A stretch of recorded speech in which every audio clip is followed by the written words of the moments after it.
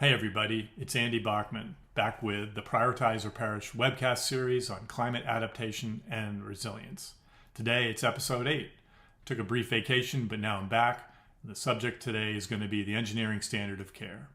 This term, standard of care, is one you might be familiar with, might have heard in a medical context or a healthcare context, but it's one that's very much in play when we're talking about physical climate forces coming at infrastructure and the engineers who design that infrastructure and the firms that are responsible for making sure that they do a good job.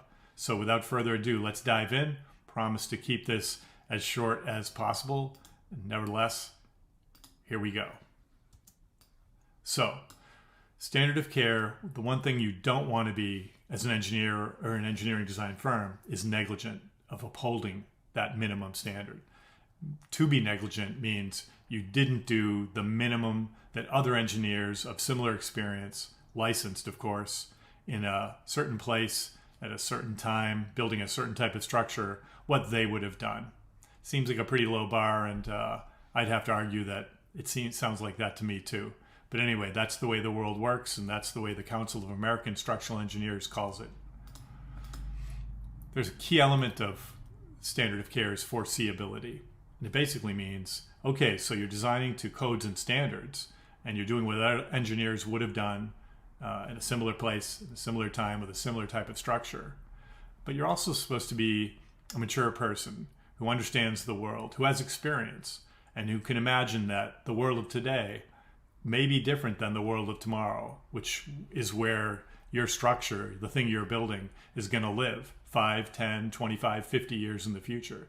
You're supposed to have the ability to foresee what's coming to a reasonable extent and design accordingly. That's from a legal definition I found online. People that are studying this in detail, for example, certain insurance firms, are starting to see trends happening that may upset the status quo of what has been acceptable in the past. In this case, the standard of care that's been okay in the past, as in compliance with code, doesn't necessarily get you out of jail for free or get you out of jail at all if you're not designing to understand that what you're building today needs to exceed the code. In some cases, greatly exceed the code in terms of a structure that can handle extreme heat, extreme cold, extreme sea level rise via flooding or winds or melting permafrost or these other cast of characters that are coming at us via climate change issues. And you can find out more. This is a great paper that I'm citing here in the URL by Randy Lewis of AXA. So what used to be okay is not necessarily going to be okay in the future. And as this man will tell you, he looks like he's had a bad day, but really the reason he's not happy is because in case after case after case recently, the defendants, the engineering firm defendants who've had a structural failure or a performance failure, have used similar types of excuses as their defense, and he's simply not buying it anymore.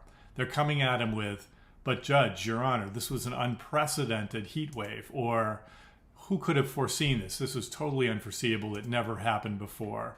It was a record-setting temperature or precipitation event, so you can't hold us responsible, right?